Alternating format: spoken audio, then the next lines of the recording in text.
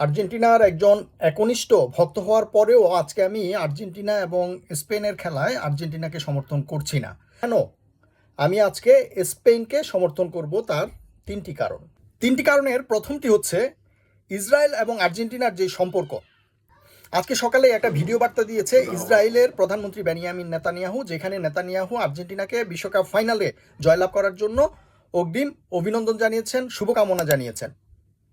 যেই দলকে ইসরায়েল সমর্থন জানায় সেই দলকে আমি নৈতিকভাবে সমর্থন জানাতে পারি না। এর আগেও আর্জেন্টিনার রাষ্ট্রপতিকে দেখা গেছে ইসরায়েলে গিয়ে ইসরায়েলের প্রধানমন্ত্রীর সাথে কোলাকুলি করতে এবং যে কোনো সমস্যায় তাদেরকে সহযোগিতা করবে বলে আশ্বাস দিতে, এবং জানা যায় যে ইসরায়েলকে অস্ত্র প্রদান করে তাদের মধ্যে আর্জেন্টিনা হচ্ছে অন্যতম। দ্বিতীয় কারণটি হচ্ছে স্পেনের অকুণ্ঠ সমর্থন ফিলিস্তিনিদের প্রতি।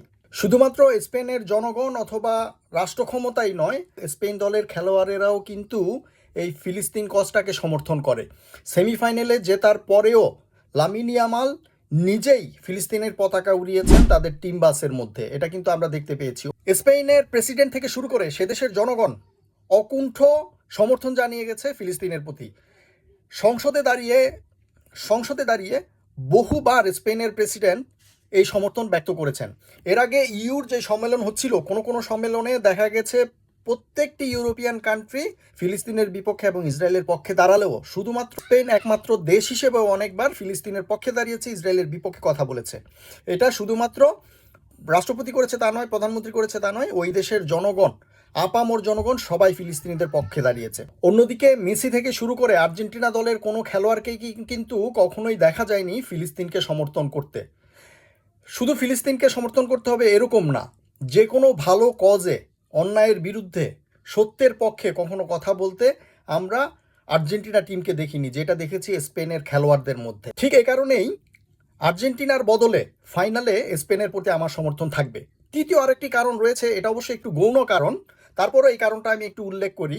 সেটা হচ্ছে ফুটবলে এই মুহূর্তে আমার সবচেয়ে ফেভারিট দল যেটা ছিল সেটা হচ্ছে আর্জেন্টিনা, এবং 2 নম্বরেই ছিল স্পেন।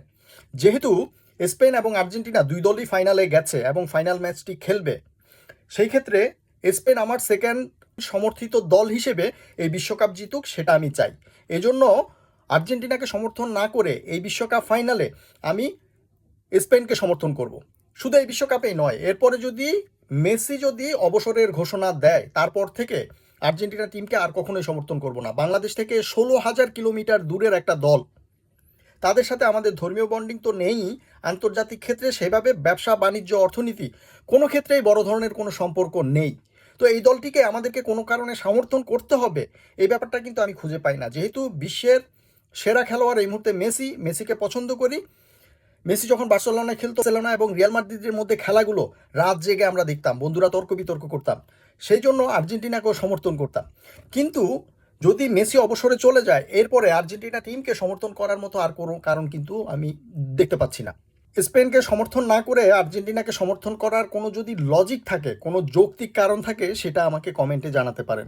দেখি আমার মত পরিবর্তন করতে পারি কিনা।